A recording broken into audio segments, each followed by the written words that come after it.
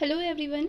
आज के सेशन में हम ईपीएफओ एग्ज़ाम के 2017 के क्वेश्चन पेपर को सॉल्व करने वाले हैं। 2017 में जो ईपीएफओ का एग्ज़ाम हुआ था वो 26 फरवरी 2017 को हुआ था। टोटल 120 क्वेश्चन पूछे जाते हैं, ये तो आप सभी को मालूम होगा।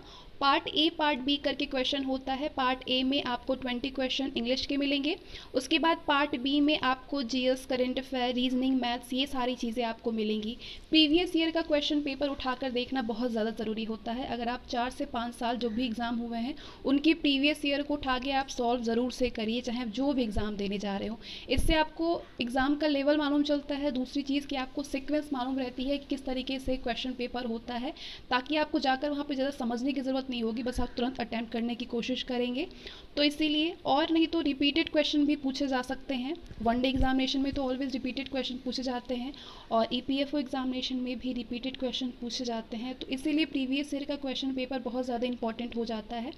तो पार्ट ए में जो फर्स्ट क्वेश्चन इंग्लिश का पूछा गया था वो था कि फंडामेंटल का सिनोनीम क्या होता है। Synonym, antonyms, one word substitution, idiom phrases, ये मैंने मोस्ट रिपीटेड सारे डाल रखा है ब्लैक बुक से, वो इनफ है आपके लिए। और 1000 द हिंदू न्यूज़पेपर की वोकेबलरी, जिसमें से मैंने 600 ऑलमोस्ट कवर कर रखा है और बाकी जो बचे हुए हैं उसको मैं कवर कर दूंगी। तो ये रिपीटेड क्वेश्चन बहुत बार आते हैं, तो आप अगर उसको अभी 100 रिपीटेड सिनोनीम्स, एनोनीम्स को नहीं देखा है, इडियम फ्रेजेस 200 मोस्ट रिपीटेड और वन वर्ड सब्स्टिट्यूशन को नहीं देखा है, तो उसको आप ज़रूर से देखिए। ये सारी चीज़ें याद रखना बहुत ज़रूरी है। फंडामेंटल मीन्स क्या होता है? फंडामेंटल मतलब होता है मौलिक। अब यहाँ पे चारों ऑप्शन देखिए और आप बताइए कि मौलिक इसमें कौन सा सिनोनिम दिख रहा है मौलिक का इंग्लिश। यहाँ पे अगर आप इसेंशियल को देखें तो इसेंशियल मतलब भी होता है मूलभूत, मौलिक। तो ये option B is the right answer. Fundamental मतलब मौलिक होता है और इसेंशियल मतलब भी मूलभूत और मौलिक होता है। बाकी भी वर्ड्स देख लीजिए, बाकी भी, ताकि अगला पेपर आपसे पूछे अगर इस टाइप के क्वेश्चन तो आपको याद रहे। प्रोडक्टिव मतलब होता है उपजाऊ, उत्पादक। सक्सेसफुल मतलब होता है सफल। इफेक्टिव मतलब होता है प्रभावी।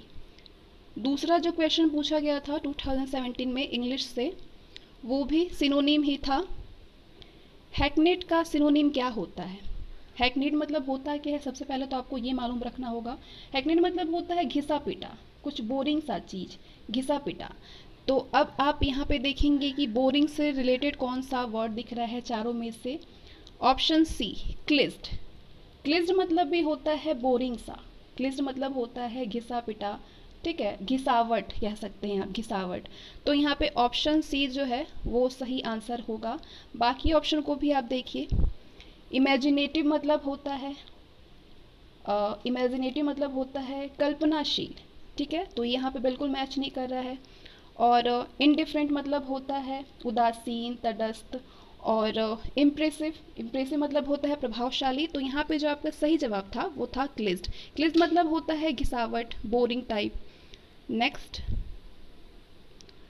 क्वेश्चन जो तीसरा पूछा गया था वो था सिनोनिम।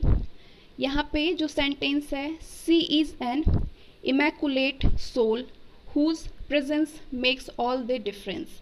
तो यहाँ पे इमैकुलेट, इमैकुलेट का सिनोनिम क्या होगा ये पूछा गया था। तो इमैकुलेट मतलब होता क्या है? इमैकुलेट मतलब होता है निर्मल, निर्मल कह सकते हैं आप, या निष्कलंक कह सकते हैं। तो यहाँ पे अगर आप ऑप्शन ए देखें, स्पॉटलेस। स्पॉटलेस मतलब क्या होता है? मतलब बेदाग, स्पॉटलेस, निष्कलंक, बेदाग, निर्मल, बिना कलंक का। तो ऑप्शन ए यहाँ पे सही हो जाता है। बाकी ऑप्शन की बात करें तो एक्साइटेड मतलब होता है उत्साहित, एक्स्ट्रा ऑर्डिनरी मतलब होता है असाधारण, अनपैरेलल्ड मतलब होता है अद्वितीय, बेमिसाल। Next question, question number 4। Question number 4 में एनोनिम्स पूछा गया था। सेंटेंस था there is a great deal of enmity. Enmity का एनोनिम्स क्या होगा? तो सबसे पहले आपको एनमाइटी का मतलब मालूम होना चाहिए, उसके बाद आप विपरीत शब्द बता सकते हैं। तो एनमाइटी मतलब होता है शत्रुता, शत्रु। तो यहाँ पे आपको कौन सा ऐसा वर्ड दिख रहा है जो कि मित्रता, जिसका मीनिंग मित्रता निकल के आएगा? तो M I T, M I T मतलब होता है मित्रता। एम आई टी का एनोनिम्स एम आई टी होगा। Option A is the right answer. M I T मतलब शत्रुता होता है और एम आई टी मतलब मित्रता। बाकी ऑप्शन की बात करें तो कोऑपरेशन मतलब होता है सहयोग, हॉस्टिलिटी मतलब होता है शत्रुता। डिस्प्यूट मतलब होता है विवाद। तो यहाँ पे आपको सिर्फ एनोनिम यहाँ पे MIT ही है जो सही है। नेक्स्ट, अगला जो क्वेश्चन पूछा गया था वो भी एनोनिम्स था। रिलक्टेंट के एनोनिम्स बतानी थी। रिलक्टेंट मतलब क्या होता है, सबसे पहले आपको ये मालूम होना चाहिए। रिलक्टेंट मतलब होता है असंतुष्ट, अनिच्छुक कह सकते हैं। तो आपको वो वर्ड ढूंढना है जिसका मतलब इच्छुक निकले। ईगर मतलब होता है उत्सुक, इच्छुक। तो यहाँ पे ईगर सही जवाब है। और बाकी ऑप्शन की बात करें तो एनेक्जियस मतलब होता है बेचैन, अनविलिंग मतलब होता है अनिच्छा, और हैप्पी मतलब खुशी होती है। तो सही जवाब होगा ईगर। अगला क्वेश्चन जो आया था वो था क्वियर। क्वियर का एनोनिम्स बताना था आपको। क्वियर मतलब क्या होता है, क्वियर मतलब होता है विचित्र, या फिर आप एबनॉर्मल बोल सकते हैं, असामान्य। तो आपको वो ऑप्शन ढूंढना है जिसका मतलब प्रतिष्ठित निकले, विशिष्ट निकले, प्रचलित निकले। तो यहाँ पे अगर आप कस्टमरी देखें तो कस्टमरी सही जवाब है। कस्टमरी मतलब होता है विशिष्ट, प्रचलित। और स्ट्रेंज मतलब भी विचित्र होता है, तो ये क्वियर का एनोनिम्स बन जाएगा। निम्बल मतलब होता है फुर्तीला, एवरीडे मतलब प्रतिदिन। तो यहाँ पे क्वियर का जो सही जवाब होगा यानी विलोम शब्द होगा वो कस्टमरी होगा। चलिए अब आते हैं अगले क्वेश्चन पे। अगला क्वेश्चन, फ्रेजल वर्ब से बहुत सारे क्वेश्चन पूछे जाते हैं। फ्रेजल वर्ब आपको बहुत अच्छे से तैयार होना चाहिए। अगला क्वेश्चन था which one of the following parts of the sentence. यहाँ पे जो आपको सेंटेंस दिखाई दे रहा है इसमें से एरर किस सेंटेंस में आपको एरर समझ में आ रहा है। सेंटेंस है as you know that the ignorant are easily dubbed. यहाँ पे कौन से सेंटेंस में आपको एरर समझ में आ रहा है, तो यहाँ पे अगर आप देखें दैट द इग्नोरेंट, यहाँ पे एरर है क्योंकि यहाँ पे आर्टिकल द का यूज़ नहीं होगा। नेम्स और substance, before names of substance and abstract noun is general sense, यहाँ पे द का यूज नहीं होगा। Option B is the right answer, that the ignorant article the is not used और omitted बिफोर नेम्स और substance and abstract noun in general sense. अगला question, अब अगले क्वेश्चन में जो आपको फ्रेजल वर्ब दिखाई दे रहा है ये, after a lot of argument I brought him forward to my point of view. यहाँ पे कौन से सेंटेंस में आपको एरर समझ में आ रही है वो आपको ऑप्शन के ज़रिए बतानी थी। तो यहाँ पे अगर आप देखें आई ब्रॉट हिम फॉरवर्ड, यहाँ पे सेंटेंस गलत होगा। अगर ब्रिंग अराउंड होता तो सही होता, लेकिन यहाँ पे ब्रॉट है तो ये गलत है। ठीक है, to move something to an earlier date और टाइम, जो कि इस वाक्य में सही नहीं है। फ्रेजल वर्ब ब्रिंग अराउंड होता, to pursuit somebody, to agree to something, तो वो राइट होता। और आपका जो सेंटेंस यहाँ पे सही बनेगा वो बनेगा after a lot of argument I brought him round him, I brought him round to my point. ठीक है, round to my point of view, ये सेंटेंस आपका सही बनता। तो option B is the right answer. अगला क्वेश्चन है which one of the following parts of the sentence. Sentence है don't ask him how he is because if he starts talking about his health you will never get off from him. यहाँ पे कौन से sentence में आपको wrong दिखाई दे रहा है, एरर दिखाई दे रहा है। तो यहाँ पे अगर आप देखिए गेट ऑफ फ्रॉम हिम, यहाँ पे एरर है। Option C is the right answer, get off from him. इसका मतलब होता है काम से अधिकाधिक अवकाश मिलना, जो कि यहाँ पे जो वाक्य है उसमें सही नहीं होगा। अगर गेट रीड ऑफ होता तो ये सही जवाब होता, यानी छुटकारा पाना होता, तो ये सही आंसर वाक्य बनता। तो सेंटेंस फिर क्या बनता, don't ask him his because if he starts talking about his health you will never get rid of from him, ये सही जवाब होता। तो यहाँ पे आपका जो गलत है वो option C is the right answer. यहाँ पे इसको पॉज करके आप देख सकते हैं फ्रेजल वर्ब के प्रयोग में त्रुटि है। यहाँ पे जो गेट ऑफ है उसका मतलब होता है काम से अधिकाधिक अवकाश मिलना, जो कि वर्तमान वाक्य में शुद्ध प्रयोग तो नहीं है। गेट रीड ऑफ छुटकारा पाने का प्रयोग शुद्ध है। तो शुद्ध वाक्य क्या बनता, don't ask him how he is because if he starts talking about his health you will never get rid of from him. तो यहाँ पे जब क्या बनता सेंटेंस कि मत पूछिए कि वो कैसा है, क्योंकि यदि वो अपने स्वास्थ्य के बारे में बताने लगेगा तो मुझसे कभी छुटकारा नहीं पा सकोगे। नेक्स्ट क्वेश्चन, अगला क्वेश्चन पूछा था which one of the following words can be used as a substitute for the phrase. बताइए इस फ्रेज का सब्सटीट्यूट। फ्रेज है आपके पास a nursery where children of working parents are cared for while their parents are at work. यानी कि ऐसे बाल कक्ष जहाँ पे कामकाजी माता पिता के बच्चे देखभाल किए जाते हैं जब उनके माता पिता काम पर होते हैं, तो उसके लिए कौन सा एक वर्ड बनेगा। तो यहाँ पे बताइए कौन सा एक वर्ड होगा। क्रीच। क्रीच मतलब होता है शिशु सदन। शिशु सदन वहाँ पे जहाँ पे देखभाल हो वो है शिशु सदन। तो यहाँ पे option B is the right answer. बाकी वर्ड्स की बात करें तो स्क्यूलर मतलब होता है खेने वाला, रिफैक्ट्री मतलब होता है भोजन गृह, डॉर्मिट्री मतलब होता है शयनशाला। तो यहाँ पे क्रीच जो है वो शिशु सदन होता है इसका मतलब। ये पॉज करके आप देख सकते हैं। सेंटेंस था ऐसे बाल कक्ष जहाँ पे कामकाजी माता पिता के बच्चे देखभाल के लिए जाते हैं जब उनके माता पिता कार्य पर होते हैं, तो उसके लिए कौन से शब्द हैं। क्रीच। क्रीच मतलब होता है शिशु सदन, ये शुद्ध है। और अन्य विकल्प स्कूलर मतलब खेलने वाला, डॉर्मिट्री मतलब शयनशाला, रिफैक्ट्री मतलब भोजन गृह, जो कि शुद्ध विकल्प नहीं है। अगला क्वेश्चन है आपके सामने 11वां जो क्वेश्चन पूछा था वो भी आपको सब्स्टिट्यूट बतानी है इस फ्रेज का। That which can not be taken by force. That which can not be taken by force, जिसे बलपूर्वक प्राप्त किया जा सके। तो उसके लिए कौन सा एक वर्ड बनेगा जिसे बलपूर्वक प्राप्त किया जा सके, वो क्या होगा। वो इम्प्रेग्नेबल होता है। इम्प्रेग्नेबल मतलब होता है अभेद, अजेय, जिसे बलपूर्वक प्राप्त किया जा सके। तो यहाँ पे option D is the right answer. Impregnable मतलब होता है अजेय, अभेद का प्रयोग शुद्ध है। और अन्य विकल्प है इम्पॉसिबल मतलब असंभव होता है, और इम्प्रियोबेबल मतलब होता है असंभाव्य, इम्पैकेबल मतलब होता है त्रुटिहीन जो कि सही नहीं है। तो इम्प्रेग्नेबल जो है वो सही जवाब होगा। अगला जो क्वेश्चन पूछा था वो था which one of the following is the appropriate question tag. Question tag बतानी है। सेंटेंस है आपके पास take a seat. Take a seat में कौन सा क्वेश्चन टैग यूज होगा। क्वेश्चन टैग के लिए सबसे पहले आप देखिए कि पॉजिटिव है या नेगेटिव है। अगर पॉजिटिव है तो क्वेश्चन टैग आपका नेगेटिव बनेगा। तो यहाँ पे सबसे पहले एलिमिनेशन मेथड आप यूज करिए, ऑप्शन ए और ऑप्शन डी। निगेटिव है नहीं तो दोनों को पहले ही हटा लीजिए। अब बचा आपके पास सी और डी, और यहाँ पे कांट का यूज तो हो नहीं सकता है। Take a seat option C होगा, वोंट यू। ठीक है, won't you is the right answer. यहाँ पे आप इसका एक्सप्लेनेशन देख सकते हैं। फॉर्मेशन ऑफ क्वेश्चन टैग होता है affirmative, axillary verb plus subject होता है। निगेटिव के लिए निगेटिव होता है, फिर एक्सिलरी वर्ब होता है, फिर नॉट होता है, उसके बाद सब्जेक्ट होता है।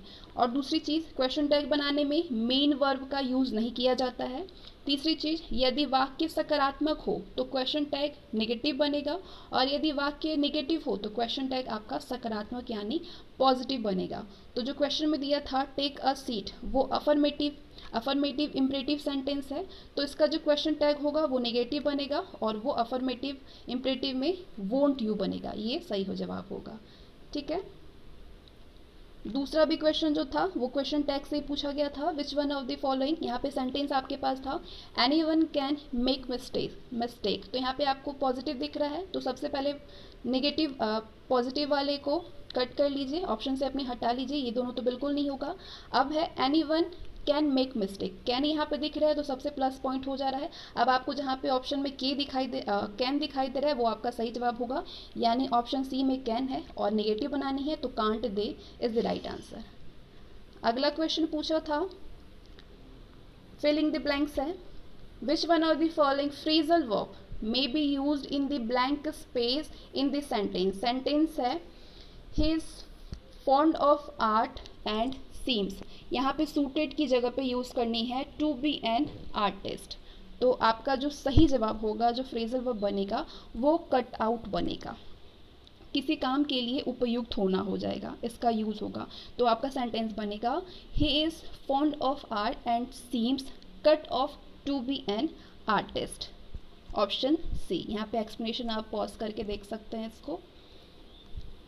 अगला question Which one of the following phrasal verb may be used in the blank space in the sentence? Sentence है we were happy in the beginning but now all the troubles have appeared की जगह पे आपको यहाँ पे कौन से option है जो कि आपके इस वाक्य को शुद्ध बना देगा?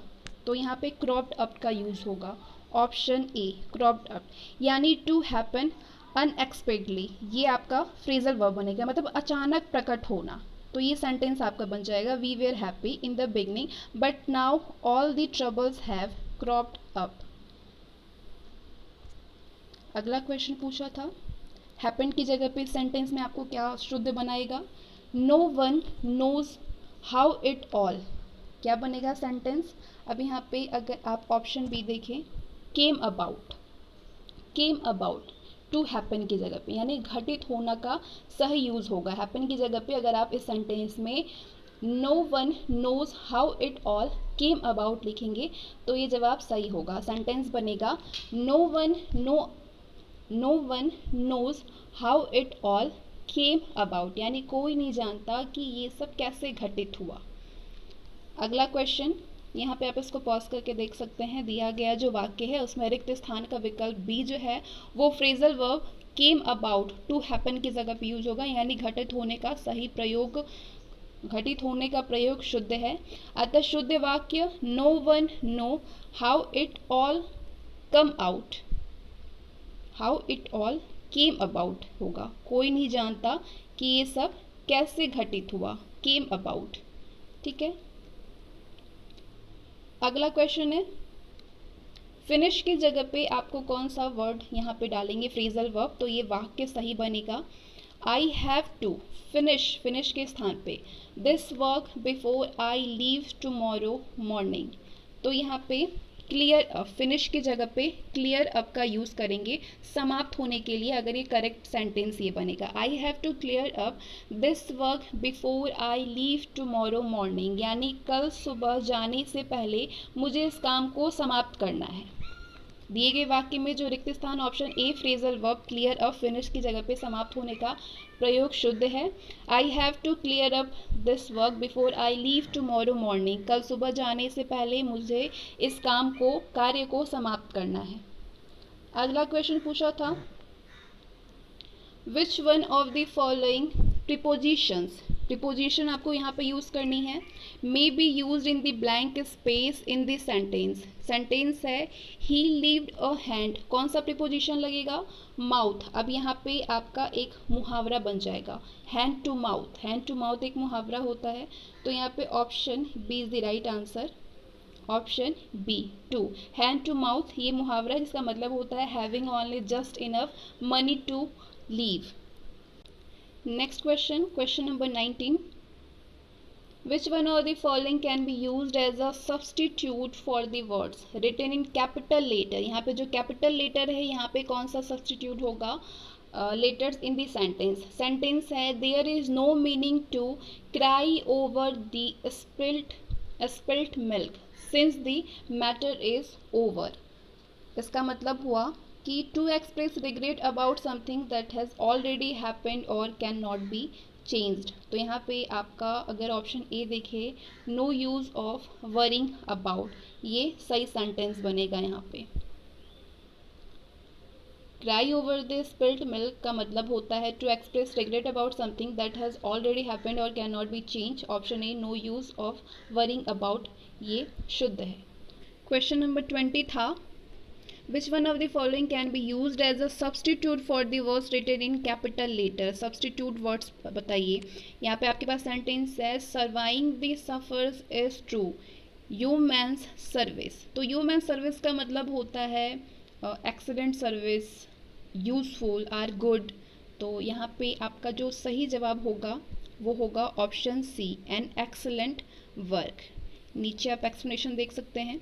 ह्यूमन सर्विस का मतलब होता है, अर्थ होता है excellent service or good, useful और वर्क मैन लाइक सर्विस। तो यहाँ पे ऑप्शन सी जो था वो बिल्कुल सही दिख रहा था, यानी एन एक्सलेंट वर्क वो करेक्ट आंसर है। चलिए टोटल 20 क्वेश्चन जो पूछे गए थे 2017 में ईपीएफओ एग्जामिनेशन में पार्ट ए से वो कंप्लीट होते हैं। अब पार्ट डी में आते हैं जिसमें आपको सारे GS, current affair, reasoning, maths ये सारे क्वेश्चन मिलने वाले हैं। क्वेश्चन नंबर 21 था the evolution of provincial finance in British India, a study in the provincial decentralisation of imperial finance के लेखक कौन है इसके ऑथर। और इसका जवाब बहुत लोगों ने दिया भी था, तो आपका सही जवाब जो इसमें था, जो क्वेश्चन पूछा गया था, वो था ऑप्शन बी आर अम्बेडकर। तो नीचे आप इसका एक्सप्लेनेशन भी देख लीजिए। The evolution of provincial finance in British India, study in the provincial decentralisation of imperial finance के लेखक डॉक्टर भीमराव अंबेडकर जी हैं, और इन्होंने इस पुस्तक को 1925 में प्रकाशित किया था। और इनकी अन्य प्रसिद्ध पुस्तकें भारत का राष्ट्रीय अंश है जो कि 1916 में प्रकाशित हुआ, मूक नायक 1920 में, जाति भेद का उच्छेद 1937 में, और संघ बनाम स्वतंत्रता 1939 में। अगला क्वेश्चन था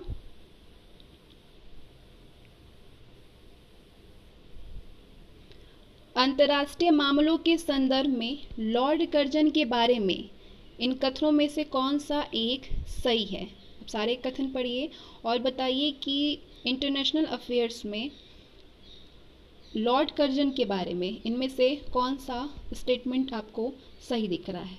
तो इसका जो सही जवाब था वो था ऑप्शन बी।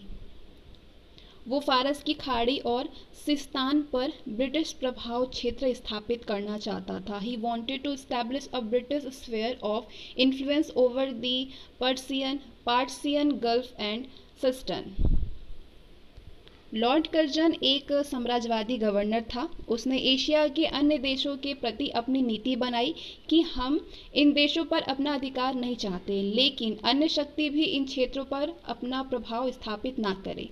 19वीं शताब्दी के अंतिम वर्षों में रूस, फ्रांस, जर्मनी और तुर्की ने इस क्षेत्र पर अपना अपना प्रभुत्व स्थापित करने के लिए अभियान प्रारंभ कर दिया, लेकिन कर्जन ने शीघ्र ही इन अभियानों को निष्फल कर दिया और 1903 तक इस क्षेत्र पर अपना प्रभुत्व स्थापित कर दिया। अगला जो क्वेश्चन पूछा गया था वो था ब्रिटिश इंडिया काल के असम के बारे में निम्नलिखित में से कौन सा कथन सही है। सारे स्टेटमेंट पढ़िए और बताइए कि कौन सा ब्रिटिश इंडिया काल के असम के बारे में सही है। Which one of the following is correct about Assam in British India. सारे सेंटेंस को देखिए और जो सही जवाब था वो था ऑप्शन सी। 1874 में इसे बंगाल से अलग किया गया और सिलहट को इसके साथ मिला करके मुख्य आयुक्त प्रांत बना दिया गया। ये सही जवाब है। ब्रिटिश इंडिया काल में 1874 में बंगाल से अलग किया गया और 6 फरवरी 1874 को सिलहट को असम के साथ मिला करके मुख्य आयुक्त प्रांत, जिसमें कि जो कि असम का मुख्य कमीशन बना दिया गया। नई कमीशन में असम के 5 जिले कामरूप, नागांव दरंग, सिपसगर और लखीमपुर शामिल था। इस प्रांत में असम के ऐतिहासिक कूच विहार जिले को शामिल नहीं किया गया था। 1912 में बंगाल विभाजन रद्द हो गया और भाषा के आधार पर एक नया विभाजन उड़िया और असमिया क्षेत्रों को नई प्रशासनिक इकाइयों के रूप में अलग किया गया। बिहार और उड़ीसा प्रांत पश्चिम में बनाया और पूर्व में असम प्रांत बनाया। तो यहाँ से अगर आपसे दोबारा क्वेश्चन किया जाएगा अगर एग्जाम में, तो आप बहुत इजीली आंसर कर देंगे इस एक्सप्लेनेशन को समझने के बाद, पढ़ने के बाद। अगला जो क्वेश्चन पूछा गया था, क्वेश्चन नंबर 24, वो था 1930 के दशक में केरल में स्थापित कृषक संघों को क्या कहा जाता था। 1930 के दशक में जो केरल में स्थापित कृषक संघ था उसको क्या कहा जाता था। सही जवाब है कर्षक संगम कहा जाता था।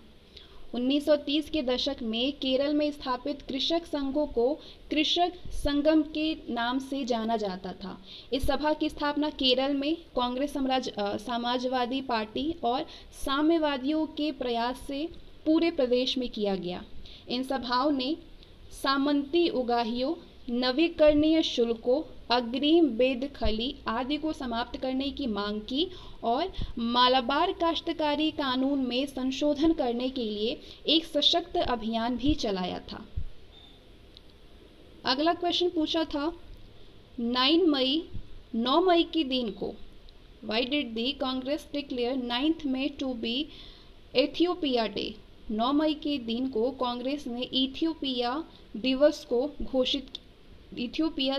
क्यों घोषित किया था 9 मई के दिन कांग्रेस ने? तो स्टेटमेंट पढ़िए फर्स्ट वाला, क्यों घोषित किया था?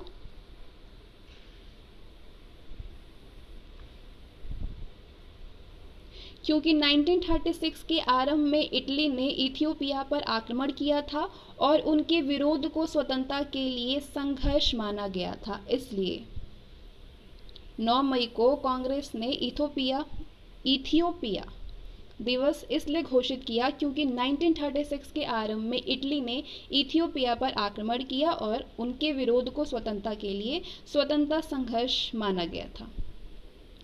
अगला जो क्वेश्चन पूछा गया था वो था भारत स्त्री महामंडल जिसकी पहली बार 1910 में इलाहाबाद में बैठक हुई थी, उसकी स्थापना किसने की थी? आपका सही जवाब था सरला देवी चौधुरानी ने की थी। सरला देवी चौधुरानी।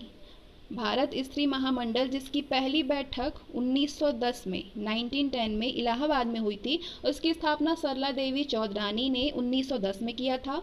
महिलाओं को एक साथ लाने और उनमें जागरूकता जगाने का काम 1908 में किया गया था। इसी जागरूकता को अखिल भारतीय स्तर पर लाने के लिए सरला देवी चौधरानी ने इस महामंडल की स्थापना की थी। अगला जो क्वेश्चन पूछा गया था वो था इनमें से कौन सी एक विशेषता असहयोग आंदोलन की नहीं है? सारी विशेषताओं को पढ़िए, बताइए कि इसमें से कौन सी असहयोग आंदोलन के लिए नहीं है। आपका सही जवाब है इस आंदोलन में बहुत बड़ी संख्या में मध्यम वर्ग ने भाग लिया। ये सही विशेषता नहीं था, ऑप्शन बी। स्वतंत्रता के लिए भारत के संघर्ष में इतिहास में एक नया अध्याय के साथ अहिंसा और बहिष्कार के सिद्धांतों के आधार पर असहयोग आंदोलन 1 अगस्त 1920 को औपचारिक रूप से शुरू किया गया था। इस आंदोलन में बहुत बड़ी संख्या में मध्यम वर्ग ने भाग लिया था, लेकिन जो विशेषता में आपको मध्यम वर्ग नहीं लिया था वो गलत है। इसमें आर्थिक बहिष्कार तीव्र और सफल रहा। इस आंदोलन के साथ साथ अन्य गांधीवादी सामाजिक सुधार आंदोलनों जैसे मद्य विरोधी अभियान को भी सफलता मिली। अगला जो क्वेश्चन पूछा था वो था खान अब्दुल गफ्फार खान द्वारा 1928 में इनमें से कौन सा एक प्रकाशन आरंभ नहीं किया गया था? पख्तून आरंभ नहीं किया गया था। 1928 में खान अब्दुल गफ्फार खान द्वारा पश्तो भाषा एक मासिक पत्रिका पख्तून का प्रकाशन प्रारंभ किया गया था। वे इस पत्रिका द्वारा पठानों में राजनीतिक और सामाजिक विषयों की चर्चा कर उनमें चेतना पैदा करते थे। अगला क्वेश्चन पूछा था 1880 के दशक के आरंभ में आर्य महिला समाज की स्थापना इनमें से किसके द्वारा की गई थी? 1880 के दशक में। सही जवाब है पंडिता रमाबाई ने की थी। 1880 के दशक के आरंभ में आर्य महिला समाज की स्थापना पंडिता रमाबाई द्वारा की गई थी। वो एक प्रतिष्ठित भारतीय ईसाई समाज सुधारिका और सामाजिक कार्यकर्ता थी और भारतीय महिलाओं के उत्थान की प्रबल समर्थक थी। अगला जो क्वेश्चन पूछा था वो था इनमें से किन्हें ऐसा पहला भारतीय माना जाता है जिन्हें एक पत्रकार के रूप में अपना कार्य करते हुए जेल जाना पड़ा था? ऐसा कौन है? सुरेंद्रनाथ बनर्जी। सुरेंद्रनाथ बनर्जी को ऐसा पहला भारतीय माना जाता है जिन्हें एक पत्रकार के रूप में अपना काम करते हुए दी बंगाली पत्रिका समाचार पत्र में छपे एक लेख जिसे अदालत की अवमानना माना गया और उसके कारण 1883 में सुरेंद्रनाथ बनर्जी को जेल में जाना पड़ा था।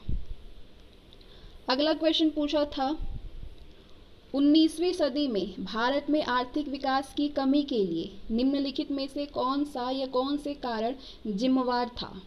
19वीं सदी में भारत में आर्थिक विकास की कमी के लिए सारे स्टेटमेंट को पढ़िए और बताइए कि कौन सा कारण जिम्मेवार था। सारे ऑप्शन पढ़िए और कोड के ज़रिए बतानी है आपको। पॉज करके पूरे ही ऑप्शन को देखिए और जो सही जवाब है वो है पहला, दूसरा एंड तीसरा। पहला, दूसरा और तीसरा। आधिकारिक तौर पर ब्रिटिश सरकार अहस्तक्षेप की नीति से वचनबद्ध थी, लेकिन वास्तव में ये एक विभेदात्मक हस्तक्षेप की नीति थी। दूसरा है, यूरोपीय उद्यमियों के संबंध में बैंकों और एजेंसी घरों के साथ थे, जबकि भारतीयों को स्वजन, परिवार व जाति के लोगों पर निर्भर रहना पड़ता था। और तीसरा है, जब बागानों का अंतरण व्यक्तिगत पूंजीगत के स्वामित्व में किया गया, तब देशीय निवेशकों की जानबूझकर उपेक्षा की गई। तो जो कोड राइट है वो है ऑप्शन डी, 1, 2, 3 तीनों। 19वीं सदी में भारत में आर्थिक विकास की कमी के लिए जो कारण जिम्मेवार था वो था आधिकारिक तौर पर ब्रिटिश सरकार अहस्तक्षेप की नीति से वचनबद्ध थी, जो कि एक विभेदात्मक हस्तक्षेप की नीति थी। यूरोपीय उद्यमियों के संबंध में बैंकों और एजेंसी घरों के साथ थे, लेकिन भारतीयों को स्वजन, परिवार और जाति के लोगों पर निर्भर रहना पड़ता था। जब बागानों का अंतरण व्यक्तिगत पूंजीगत के स्वामित्व में किया गया, तब देशीय निवेशकों की जानबूझ करके उपेक्षा की गई। अगला क्वेश्चन पूछा गया था, किस समाज सुधारक की आत्मकथा जिसका शीर्षक लुकिंग बैक है, 1890 के दशक में पूना में महिलाओं के लिए विद्यालयों की स्थापना करने में उसके अनुभवों के बारे में बताती है। तो कौन है वो? सही जवाब है धोडो केशव कर्वे। धोडो केशव कर्वे। समाज सुधारक धोडो केशव कर्वे की आत्मकथा जिसका शीर्षक लुकिंग बैक है, लुकिंग बैक। 1896 में इन्होंने पूना में विधवा आश्रम और अनाथ बालिका आश्रम की स्थापना की थी। उसके बाद 1907 में इन्होंने महिला विश्वविद्यालय की स्थापना की और वे एक समाज सुधारक के साथ एक शिक्षा शास्त्री भी थे। इन्होंने गांव में शिक्षा के प्रसार के लिए 50 से अधिक प्राइमरी विद्यालयों की स्थापना की। धोडो केशव कर्वे। अगला जो क्वेश्चन पूछा गया था वो था, भारतीय पुरातत्व सर्वेक्षण के प्रथम महानिदेशक कौन थे? सही जवाब है अलेक्जेंडर कनिंघम। Alexander Cunningham. भारतीय पुरातत्व सर्वेक्षण यानी ASI, archaeology survey of India के प्रथम महानिदेशक अलेक्जेंडर कनिंघम थे और इन्होंने सर्वप्रथम 1961 में पुरातत्व सर्वेक्षण नियुक्त किया गया था इनको। बाद में फरवरी 1871 को भारतीय पुरातत्व सर्वेक्षक का महानिदेशक बना दिया गया। अगला क्वेश्चन पूछा गया था 34, इनमें से कौन से कृति प्रसिद्ध समाज सुधारक बेगम रुकैया की नहीं है? कौन सी इसमें से कृति जो है वो बेगम रुकैया की नहीं है? मदर इंडिया नहीं है, अर्धांगिनी है, गृह है, सुल्तानास ड्रीम है, लेकिन मदर इंडिया नहीं है। 9 दिसंबर 1880 में बंगाल में जन्मी बेगम रुकैया की प्रसिद्ध रचनाएं हैं पिपासा, मोतीचूर जो कि निबंध है, पद्मारग, सुल्तानास ड्रीम, स्त्री जातिर, अबोनीति जो कि लेख है उनकी, अर्धांगिनी, गृह आदि। जबकि मदर इंडिया पुस्तक कैथरीन मेयो की रचना है। मदर इंडिया किसकी पुस्तक है? Catherine Mayo. अगली बार क्वेश्चन पूछे तो आंसर आप कर सकते हैं।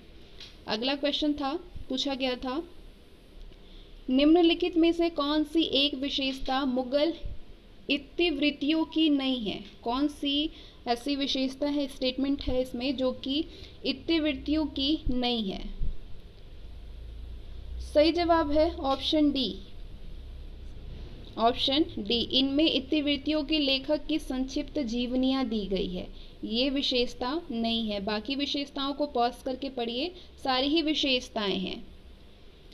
Which one of the following is not a characteristic of the Mughal Chronicles?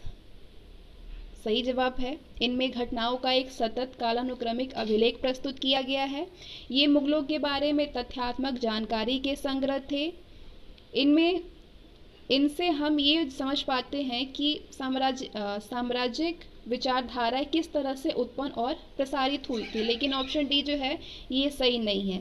इतिवृत्तियों के लेखक की संक्षिप्त जीवनियां मुगल इतिवृत्तियों की विशेषता नहीं है, जबकि सतत कालानुक्रमिक अभिलेख मुगलों के बारे में तथ्यात्मक जानकारी के संग्रह व जिससे हम ये समझ पाते हैं कि साम्राज्यिक विचारधाराएं किस राज्य से उत्पन्न और प्रसारित हुई आदि विशेषता मुगल इतिवृत्तियों की है। अगला क्वेश्चन पूछा गया था, इनमें से कौन सा कथन जो है, कौन सा स्टेटमेंट जो है वो प्रवासी भारतीय नागरिक यानी OCI overseas citizen of India के बारे में सही नहीं है। सारे स्टेटमेंट को पॉज करिए और पढ़िए और बताइए कि कौन सा इसमें सही नहीं है OCI के बारे में। ऑप्शन सी, एक OCI सभी मामलों में NRI के बराबर होता है, ये सही नहीं है। OCI यानी प्रवासी भारतीय नागरिक सभी मामलों में NRI के बराबर होता है, तो ये कथन जो है वो असत्य है, गलत है। बाकी अन्य जो स्टेटमेंट था यानी एक OCI किसी दूसरे देश का नागरिक होता है, ये सही है। एक OCI के पास भारत आने के लिए एकाधिक प्रवेश दीर्घकालीन वीज़ा होता है, ये भी सही है। और एक OCI सार्वजनिक रोजगार में अवसर की समानता के मौलिक अधिकार का हकदार नहीं है, ये भी सही है। नेक्स्ट क्वेश्चन था, इनमें से कौन सी एक विशेषता आधार वित्तीय और अन्य उपदानों, लाभों और सेवाओं का लक्षित वितरण अधिनियम 2016 की नहीं है? कौन सी विशेषता आधार नहीं है? सारी विशेषता आधार को पढ़िए और बताइए कि इसमें से कौन सी नहीं है। सही जवाब होगा केवल भारत के नागरिक ही इस अधिनियम के तहत नामांकन के हकदार हैं, ये विशेषता नहीं है। बाकी विशेषताओं को अगर आप पॉज करके देखें तो वो सही है। केवल भारत के नागरिक ही आधार वित्तीय और अन्य उपदानों, कौन सा आधार? वित्तीय और अन्य उपदानों, लाभों और सेवाओं का लक्षित वितरण अधिनियम 2016 के तहत नामांकन के हकदार हैं। इस अधिनियम की विशेषता ये सही नहीं है। बाकी जितने भी ऑप्शन थे यानी नामांकन के लिए जनांकिकीय और ज्यामितीय दोनों सूचनाएं देनी पड़ती है, सही है। नामांकन और प्रमाणीकरण की जिम्मेदारी भारतीय विशिष्ट पहचान प्राधिकरण की है, ये भी सही है। और व्यक्तियों की पहचान सुनिश्चित करना विशिष्ट पहचान प्राधिकरण का दायित्व है, सही है। बाकी ऑप्शन ए जो है वो सही नहीं है। इस अधिनियम की प्रमुख विशेषताएं बाकी सारे हैं। अगला क्वेश्चन पूछा गया था, बलात् श्रम अथवा बेगार भारत के संविधान के इनमें से कौन से आर्टिकल का अतिक्रमण है? कौन से अनुच्छेद का अतिक्रमण है? Option D, article 23। बलात् श्रम अथवा फोर्स लेबर और बेगर इज अ वायलेंस। बलात् श्रम अथवा बेगार भारत के संविधान के आर्टिकल 23 का अतिक्रमण है। भारतीय संविधान में मूल अधिकार के तहत अनुच्छेद 23 के माध्यम से मानव के दुर्व्यापार, बेगार और सभी प्रकार के बलात् श्रम का निषेध किया गया है। इन कृत्यों को रोकने के लिए भारत सरकार द्वारा विभिन्न अधिनियम 1956, बंधुआ मजदूरी अधिनियम 1976, समान पारिश्रमिक अधिनियम 1976 आदि बनाए गए हैं।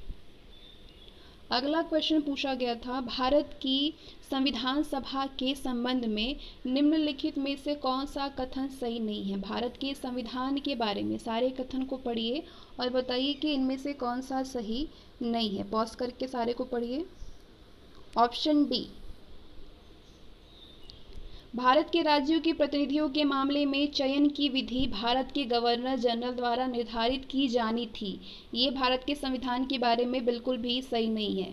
भारत की संविधान सभा के सदस्य के रूप में राज्यों के प्रतिनिधियों के मामले में जो चयन की विधि अपनाई गई थी उसे गवर्नर जनरल द्वारा नहीं बल्कि कैबिनेट मिशन योजना के अंतर्गत निर्धारित किया जाना था। क्वेश्चन नंबर 40 पूछा गया था, इनमें से कौन एक संवैधानिक निकाय नहीं है? कॉन्स्टिट्यूशनल बॉडी नहीं है। सारे ऑप्शन पढ़िए। राष्ट्रीय महिला आयोग नहीं है, the national commission for women.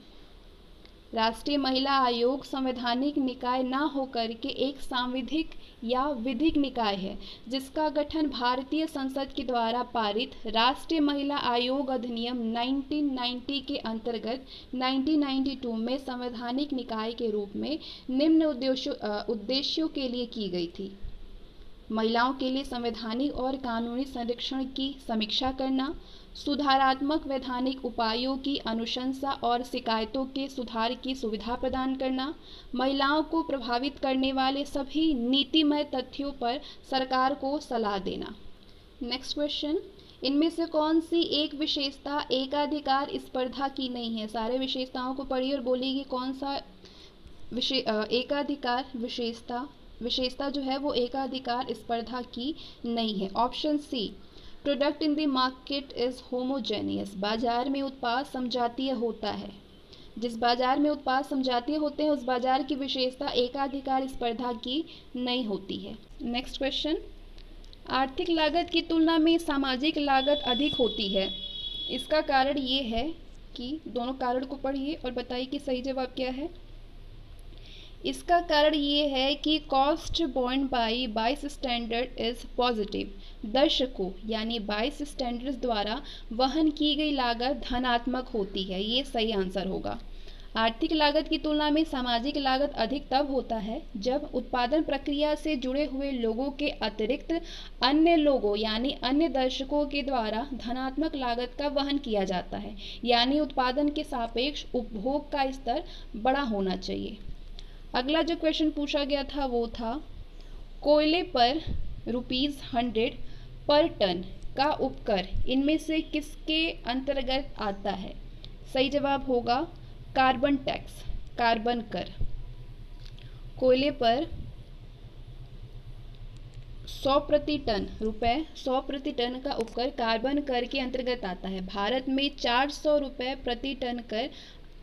प्रति टन कर आयातित और उत्पादित कोयले पर लगाया जाता है, जिसे हटाने के लिए प्रधानमंत्री कार्यालय द्वारा दिसंबर 2019 के प्रस्ताव लाए गए थे। अगला जो क्वेश्चन पूछा गया था वो था मूल यानी कोर, मूल मुद्रास्फीति यानी कोर इन्फ्लेशन, सकल मुद्रास्फीति यानी हेडलाइन से भिन्न है। तो मुद्रास्फीति क्या होगा? मुद्रास्फीति कीमत सूचकांक में अस्थिर स्वरूप की वस्तुओं की उपेक्षा कर देती है। मूल मुद्रास्फीति सकल मुद्रास्फीति से भिन्न है। मुद्रास्फीति कीमत सूचकांक में अस्थिर स्वरूप की वस्तुओं की उपेक्षा कर देती है। Option A is the right answer. मूल यानी कोर मुद्रास्फीति का संबंध स्थिर स्वरूप की वस्तुओं से है, जैसे कि बिजली, सड़क, सीमेंट, लोहा और कोयला। सकल मुद्रास्फीति में प्राथमिक और उपभोक्ता वस्तुओं के साथ साथ कोर सेक्टर में भी शामिल होता है। तो इस प्रकार मूल मुद्रास्फीति में सकल मुद्रास्फीति के अंतर्गत आने वाली अस्थिर स्वरूप वाली वस्तुओं को बाहर कर दिया जाता है। अगला क्वेश्चन पूछा गया था इनमें से कौन चॉइस ऑफ टेक्निक्स पुस्तक का लेखक है? कौन है ऑथर चॉइस ऑफ टेक्निक्स के? आपका सही जवाब होगा A.K. सेन है। Option A, choice of techniques के ऑथर हैं, लेखक जो है वो नोबेल पुरस्कार विजेता अमर्त्य कुमार सेन है। फुल फॉर्म है इनका अमर्त्य कुमार सेन। इसके अंतर्गत अल्प विकसित देशों के द्वारा अपने विकास के लिए चुने जाने वाले तकनीकी का विस्तार से वर्णन किया गया है। अमर्त्य कुमार सेन। अगला क्वेश्चन पूछा गया था इनमें से कौन से निकायों में से किस एक के नेशनल स्टूडेंट स्टार्टअप पॉलिसी तैयार की है, जिसे भारत के राष्ट्रपति द्वारा नवंबर 2016 में लॉन्च किया गया? कौन सा है? निम्नलिखित निकायों में से किस एक ने नेशनल स्टूडेंट स्टार्टअप पॉलिसी तैयार की, जिसे भारत के राष्ट्रपति द्वारा 2016 नवंबर में लॉन्च किया गया? सही जवाब है AICTE। AICTE नवंबर 2016 में तत्कालीन राष्ट्रपति प्रणब मुखर्जी द्वारा AICTE द्वारा निर्मित नेशनल स्टूडेंट स्टार्टअप पॉलिसी को लॉन्च किया गया था और इसके माध्यम से तकनीकी आधारित स्टार्टअप को बढ़ावा देकर के रोजगार के नए अवसर को उपलब्ध कराना था। भारत में उत्पादक मूल्य सूचकांक यानी PPI प्रोड्यूसर प्राइस इंडेक्स 2014 तैयार करने के लिए क्रिया पद्धति निर्धारित करने वाले कार्यदल का अध्यक्ष इनमें से कौन था? सही जवाब होगा BN गोलदार। BN गोलदार थे। नेक्स्ट क्वेश्चन, इनमें से किस स्कीम का उद्देश्य 11 से 18, 11 से 18 वर्ष की आयु वर्ग की किशोरियों का सर्वतोमुखी विकास करना और उन्हें आत्मनिर्भर बनाना है। सही जवाब होगा RGSEAG, Rajiv Gandhi scheme for empowerment of adolescent girl. Option A is the right answer. Rajiv Gandhi scheme for empowerment of adolescent girl, RGEAG Sabla योजना को 2010 में शुरू किया गया था और इस योजना का उद्देश्य 11 से 18 आयु वर्ग की किशोरियों को सर्वोन्मुखी विकास करना और उन्हें आत्मनिर्भर बनाना है। सर्वोन्मुखी, यहाँ पे सर्वोन्मुखी होगा। अगला जो क्वेश्चन पूछा गया था वो था पंचायत अनुसूचित क्षेत्रों का विस्तार अधिनियम 1996 में प्राकृतिक संसाधनों के स्व अभिशासन की अनुमति किसे दी गई है? सही जवाब है ग्राम सभा को दी गई है। पंचायत अनुसूचित क्षेत्रों का विस्तार अधिनियम 1996 में प्राकृतिक संसाधनों के स्वाभिशासन की अनुमति ग्राम सभा को प्रदान की गई है। इस अधिनियम के तहत ग्राम सभा को सभी गतिविधियों का केंद्र माना गया। साथ ही ग्राम सभा अपने लोगों की परंपराओं और प्रथाओं, उनकी सांस्कृतिक पहचान, सामुदायिक संसाधन और विवाद निवारण के परंपरागत तरीकों की सुरक्षा और संरक्षण के लिए सक्षम होगी। इस अधिनियम को 1994 में स्थापित भूरिया कमेटी की सिफारिश पर पारित किया गया था। अगला क्वेश्चन था इनमें से कौन सा देश WTO का सदस्य नहीं? ये भी क्वेश्चन मैंने पूछा था। Iran is the right answer, option C. अगला क्वेश्चन,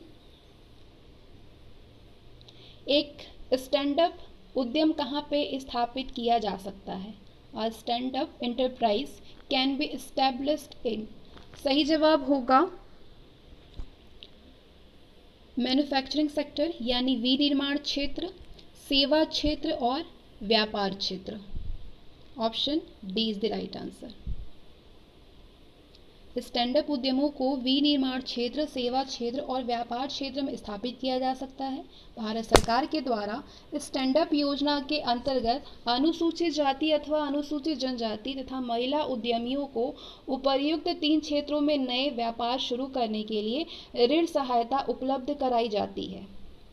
नेक्स्ट क्वेश्चन जो पूछा गया था वो था 2016 के लिए राजीव गांधी खेल रत्न पुरस्कार इनमें से किन खिलाड़ियों को प्रदान किया गया था? किन खिलाड़ियों को प्रदान की गई थी? जीतू राय को, दीपा कर्माकर को, PV सिंधु को और साक्षी मलिक को। कोड में आपको आंसर करनी है ऑप्शन डी, पहला, दूसरा, तीसरा और चौथा सभी को। नेक्स्ट क्वेश्चन था इसरो ने अगस्त 2016 में पराध्वनिक दहन रैमजेट स्क्रैमजेट इंजन का सफलतापूर्वक परीक्षण किया था। स्क्रैमजेट इंजन के संबंध में जो कथन दी गई है इसमें से कौन सा सही है? कोड के जरिए बतानी है और जो राइट आंसर होगा वो ऑप्शन ए यानी पहला, केवल पहला। इसे अवध्वनिक यानी सबसोनिक और पराध्वनिक यानी सुपरसोनिक दोनों दहन तंत्र पद्धतियों में कुशलतापूर्वक प्रचलित किया जा सकता है। नेक्स्ट, स्टार्टअप हब को कहाँ पे स्थापित करने के संबंध में सहमति हुई है?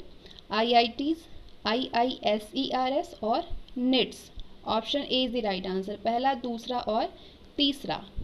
अगला जो क्वेश्चन पूछा गया था वो था स्टैंड अप इंडिया कार्यक्रम प्रत्येक बैंक शाखा द्वारा ₹10 लाख से ₹100 लाख तक का ऋण निम्नलिखित में से किसको दिए जाने पर विचार करता है? सही जवाब है किसके? सारे ऑप्शन पढ़िए और कोड के जरिए आंसर बतानी थी।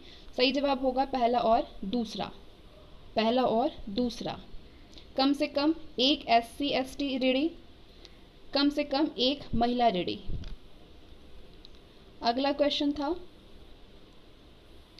स्वर्ण के मामले में उस लेखाकरण अवधि में राजस्व को मान्यता दी जाती है जिसमें, सही जवाब है, स्वर्ण का खनन कर लिया जाता है। लेखांकन मानदंड 9 के अनुसार किसी व्यापारिक संस्था में आगम यानी रेवेन्यू को तब बुक किया जाता है जब वस्तु की बिक्री हो जाती है यानी स्वामित्व का हस्तांतरण हो गया हो, सेवा के संबंध में जब सेवा दी जा चुकी है, लेकिन खनिज की दशा में, खनन की दशा में ही आगम को बुक कर लिया जाता है।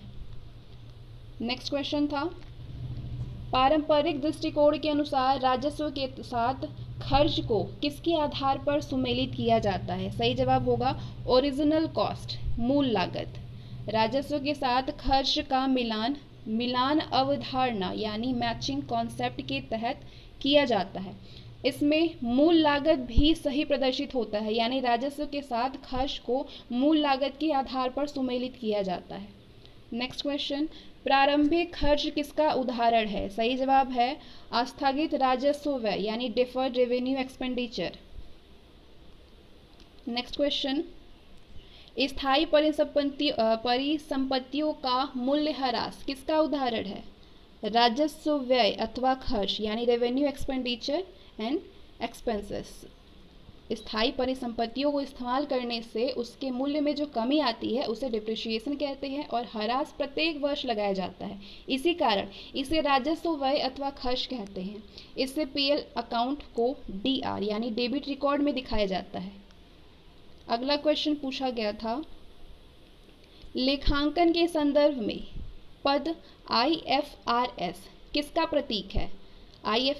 आईएफआरएस का फुल फॉर्म। सही जवाब है international financial reporting standards, option A. Next question, नीचे दी गई सूचना से बीमा राशि की गणना कीजिए। जो इन्फॉर्मेशन है उससे कैलकुलेट करिए सम इंश्योरेबल। डेट ऑफ फायर है आपके पास, आग लगने का दिन दिया है, और टर्नओवर है 88 लाख, और एग्रीड जीबी रेशियो यानी सहमत जीबी अनुपात 20% है। तो बतानी है कारोबार राशि में 10% की वृद्धि के लिए उपलब्ध विशेष परिस्थिति शर्त क्या है? बीमा राशि कितनी है? 88 लाख इंटू 20/100 सॉल्व करेंगे 1,76,000। 10% की वृद्धि करने को बोला है, सॉल्व करेंगे 19,36,000 इज द राइट आंसर। अगला क्वेश्चन पूछा गया था, आय और व्यय लेखा क्या होता है? सही जवाब है नॉमिनल अकाउंट होता है, आय व्यय लेखा होता है। वसीयतें साधारणतया क्या होती है? पूंजीकृत होती है और तुलनात्मक पत्र में ली जाती है। नेक्स्ट क्वेश्चन, वसीयतें सामान्यतः एक प्रकार की संपत्ति होती है जिसकी कैपिटलाइज्ड यानी पूंजीकृत उसको किया जाता है और इसको आर्थिक जिन्हे में भी दिखाया जाता है, आर्थिक चिट्ठे में। अगला क्वेश्चन था, प्रेषण यानी भेजे हुए माल पर असामान्य हानि किस लेखे में क्रेडिट की जाती है? प्रेषण लेखा में, कंसाइनमेंट अकाउंट में। असामान्य हानि प्रेषण पर भेजे गए माल यानी गुड्स की दशा में प्रेषण खाता में दिखाया जाता है, प्रेषण खाता में, क्योंकि प्रेषण पर भेजे गए माल की दशा में लाभ हानि प्रेषण खाता द्वारा निकाला जाता है। नेक्स्ट, जब संयुक्त उद्यम के लिए वस्तुएं खरीदी जाती हैं तब राशि किस लेखे में नामे की जाती है? सही जवाब है जॉइंट वेंचर अकाउंट में, संयुक्त उद्यम लेखा में की जाती है। यहाँ पे पॉज करके आप पढ़ सकते हैं, इसको प्रोसेस देख सकते हैं। नेक्स्ट क्वेश्चन, सूचना है, इस पे विचार करनी है आपको। सकल लाभ की दर बेची गई वस्तुओं की लागत की 25% है। सेल दिया है 20 लाख। सकल लाभ बतानी है आपको, ग्रॉस प्रॉफिट, सकल लाभ की राशि, अमाउंट ऑफ ग्रॉस प्रॉफिट, इनमें से कौन सी होगी? इसको सॉल्व करिए। सही जवाब आपका 4 लाख आना चाहिए। सकल लाभ की गणना करेंगे, बिक्री आपके पास 20 लाख दिया हुआ है, लागत निकालेंगे 25%। आपका सकल लाभ की दर बेची गई वस्तुओं की लागत पर 25% था, तो लागत आपका 20 लाख इंटू 100/125 हो जाएगा। तो लागत कितनी निकल आई? 1,60,000। सकल लाभ पूछ रहा है तो सकल लाभ बराबर होता है विक्रय माइनस लागत। विक्रय है 20 लाख बिक्री, और लागत कितना निकला? 1,60,000, तो इसे माइनस कर देंगे और आपका आंसर आएगा 4 लाख। अगला क्वेश्चन पूछा था, ऋणी प्रणाली के अंतर्गत शाखा लेखा है। सही जवाब होगा नॉमिनल अकाउंट, आय व्यय लेखा। नेक्स्ट, विद्युत शक्ति की लागत विभिन्न विभागों में किसके अनुसार प्रभाजित की जानी चाहिए? सही जवाब होगा हॉर्स पावर का यंत्र घंटों से गुणन, horse power multiplied by machine hours. विभागीय खाते को बनाते समय कुछ खर्चे ऐसे होते हैं जो कि सभी विभागों के लिए एक साथ किया जाता है। ऐसे खर्चों को किसी न किसी आधार पर विभाजित किया जाता है। विद्युत शक्ति का बंटवारा हॉर्स पावर इंटू घंटों के आधार पर किया जाता है। नेक्स्ट क्वेश्चन था, कंपनी अधिनियम 2013 की किस अनुसूची के अंतर्गत वित्तीय विवरणों के प्रपत्र निर्धारित किए जाते हैं? सही जवाब होगा शेड्यूल थर्ड, अनुसूची थर्ड।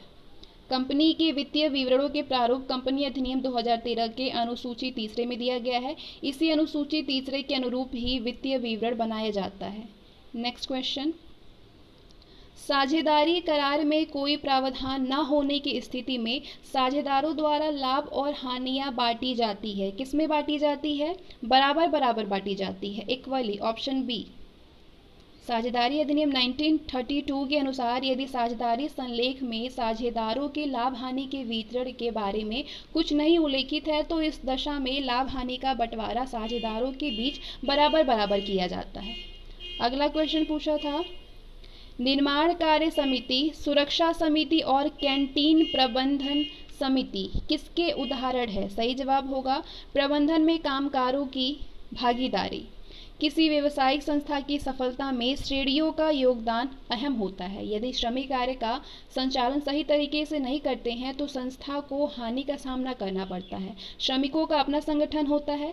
श्रमिक संगठन प्रबंधन कार्यों में भाग ले सकते हैं। श्रमिकों द्वारा अपने हितों की रक्षा के लिए कई समितियां बनाते हैं। निर्माण कार्य समिति, सुरक्षा समिति और कैंटीन प्रबंधन समिति उदाहरण है प्रबंधन में कामगारों की भागीदारी के। नेक्स्ट क्वेश्चन था, फिलाडेल्फिया घोषणा के अनुसार निम्नलिखित में से कौन सा एक ILO के लक्ष्य और उद्देश्यों का भाग नहीं है? कौन नहीं है? सारे ऑप्शन पढ़िए। सही जवाब होगा ऑप्शन बी। गरीबी के खिलाफ जंग के लिए ये आवश्यक है कि प्रत्येक राष्ट्र के अंदर इससे निरंतर उत्साह से लड़ा जाए, जो कि पूरी तरह से सरकार का दायित्व है। Option D. ILO के 26वें सम्मेलन में जो 1944 में हुआ था, इस सम्मेलन में ILO के लक्ष्य और उद्देश्यों को घोषित किया गया था। तो जो क्वेश्चन दिया है उसमें लक्ष्यों में से जो पहला 3 लक्ष्य है वो सही है, बाकी जितने भी अंतिम लक्ष्य है वो गलत है। क्या पूछ रहा है कि कौन सा इसमें से सही नहीं है, लक्ष्य सही नहीं है, तो ऑप्शन डी जो है वो सही नहीं है। सही उद्देश्य इस प्रकार है, अभाव के खिलाफ युद्ध, प्रत्येक देश के भीतर सतत और ठोस अंतर्राष्ट्रीय प्रसारण द्वारा बेदर ताकत है, जिसमें कर्मचारी और नियोक्ताओं तथा सरकार के लोगों के साथ बराबरी के दर्जे का आनंद लेने के लिए सरकार के साथ शामिल हो। नेक्स्ट, रॉबर्ट हॉक्सी द्वारा चिन्हित संघवाद के 5 कार्यमूलक प्रकारों में से इनमें से कौन सा एक अपवाद है? सही जवाब होगा विकासवादी संघवाद। रॉबर्ट हॉक्सी के द्वारा 5 कार्यमूलक हैं, चिन्हित 5 कार्यमूलक हैं: व्यापार संघवाद, क्रांतिकारी संघवाद, स्वार्थ चालित संघवाद, अनुकूल संघवाद और निर्भरता संघवाद, यानी विकासवादी संघवाद इसमें नहीं है। नेक्स्ट क्वेश्चन था, इनमें से कौन सी एक प्रक्रिया जिसमें किसी औद्योगिक विवाद में शामिल कामगारों और नियोक्ता के प्रतिनिधियों को एक तीसरे व्यक्ति या व्यक्तियों के समूह के सापेक्ष एक साथ लाया जाता है और उसकी मध्यस्थता के द्वारा वे परस्पर संतोषजनक सहमति पर पहुंचते हैं? सही जवाब होगा सुलह, कॉन्सिलिएशन, सुलह। औद्योगिक विवाद अधिनियम 1997 के अनुसार कामगारों तथा नियोक्ताओं के बीच हुए विवाद का समाप्त करने के लिए एक मध्यस्थ कार्य करते हैं। इस विवाद की समाप्ति की दशा को सुलह यानी समझौता कहते हैं। भारत में औद्योगिक विवाद अधिनियम 1947 के अंतर्गत 2 सुलह मशीनरी की स्थापना की गई है, सुलह पदाधिकारी और सुलह बोर्ड की। नेक्स्ट क्वेश्चन, औद्योगिक नियोजन स्थायी आदेश अधिनियम 1946 के अंतर्गत सत्यापित किसी स्थायी आदेश के अनुप्रयोग या निर्वाचन से संबंधित प्रश्नों को विचारार्थ किसे भेजा जा सकता है? सही जवाब है लेबर कोर्ट को भेजा जा सकता है, श्रम न्यायालय को। औद्योगिक नियोजन स्थायी आदेश 1946 के अंतर्गत किसी स्थायी आदेश के अनुप्रयोग से के संबंधित प्रश्नों को विचारार्थ के लिए श्रम न्यायालय को भेजा जाता है। श्रम न्यायालय इस प्रश्न पर विचार करके आदेश पारित करते हैं। नेक्स्ट क्वेश्चन, ऐसे संघ को क्या कहा जाता है जिसकी सदस्यता में बहुत से उद्योगों, रोजगार और शिल्पी में कार्य करने वाले कामगारों को शामिल किया जाता है? सामान्य संघ कहते हैं, जनरल यूनियन। ऑप्शन बी, ऐसे संघ जिसकी सदस्यता में बहुत से उद्योगों, रोजगार और शिल्पकारी में कार्य करने वाले कामगारों को शामिल किया जाता है, उन्हें सामान्य संघ कहते हैं। सामान्य संघ किसी क्षेत्र की संपूर्ण कामगार जनसंख्या के हितों की रक्षा करने का काम करती है। सामान्य संघों के बनाने की शुरुआत 19वीं सदी के पूर्वार्ध में ब्रिटेन में हुई थी। नेक्स्ट, औद्योगिक संबंधों का इनमें से कौन सा एक परिप्रेक्ष्य इस परिकल्पना पर आधारित है कि दोनों ही दल आर्थिक में यानी मजदूरी और लाभ और साथ ही साथ राजनीतिक नियंत्रण शक्ति के लिए प्रयास करते हैं और उनके पास अवसर होता है? सही जवाब होगा बहुलवादी परिप्रेक्ष्य, प्लूरलिस्टिक पर्सपेक्टिव। औद्योगिक संबंधों में बहुलवादी परिप्रेक्ष्य किसी भी संगठन को विभिन्न हित समूहों के समूह के रूप में देखता है। ये इस परिकल्पना पर आधारित है कि दोनों ही दल, प्रबंधक और मजदूर दल, आर्थिक और राजनीतिक शक्ति को अपने हित में मोड़ने का प्रयास करते हैं। नेक्स्ट क्वेश्चन, उद्योगों के प्रबंधन के कामगारों की सहभागिता का उपबंध किसके अंतर्गत किया गया है? सही जवाब होगा article 43 of constitution of India, Bharat के संविधान का अनुच्छेद 43। भारतीय संविधान के भाग 4 राज्य के नीति निर्देशक तत्वों के अनुच्छेद 43A में उद्योग के प्रबंधन में कामगारों की सहभागिता का उपबंध किया गया है। नेक्स्ट क्वेश्चन, इनमें से कौन सा एक मजदूर संघ सुरक्षा मापदंड नहीं है? संघ मुक्त प्रतिष्ठान प्रणाली, ओपन शॉप सिस्टम सही जवाब है। संघ मुक्त प्रतिष्ठान प्रणाली ऐसी व्यवस्था है जिसमें कि प्रतिष्ठान के कर्मचारी को किसी मजदूर संघ की सदस्यता लेना अनिवार्य नहीं होता है। इस वजह से मजदूर संघ के सामाजिक सुरक्षा से बाहर रहता है।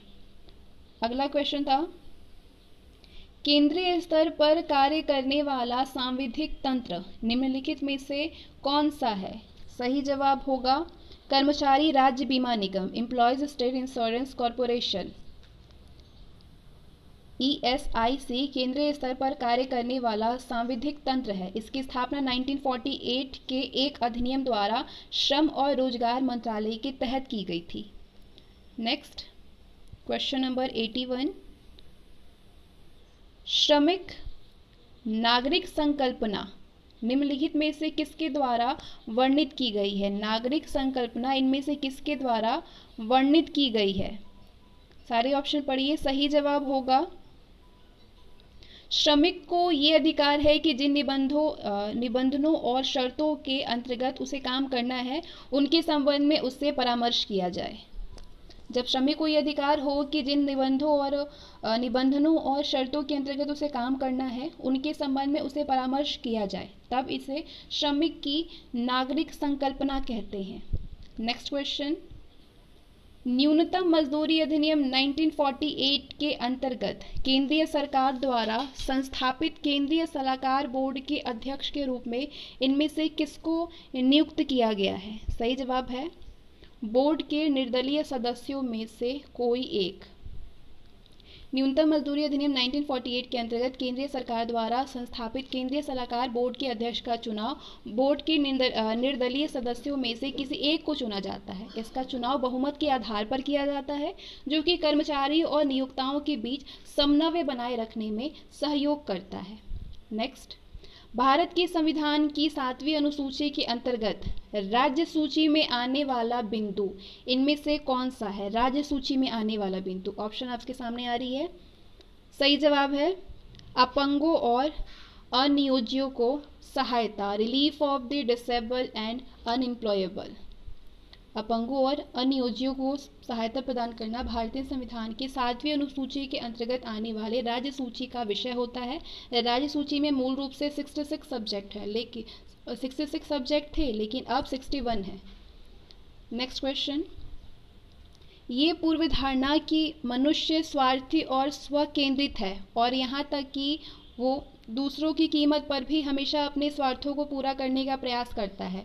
श्रमिक कल्याण के किस सिद्धांत की व्याख्या करता है? सारे सिद्धांत नीचे है और बताने ही किस सिद्धांत पे कार्य करता है। सही जवाब है ऑप्शन बी, पुलिस सिद्धांत पर कार्य करता है। सही जवाब होगा पुलिस सिद्धांत।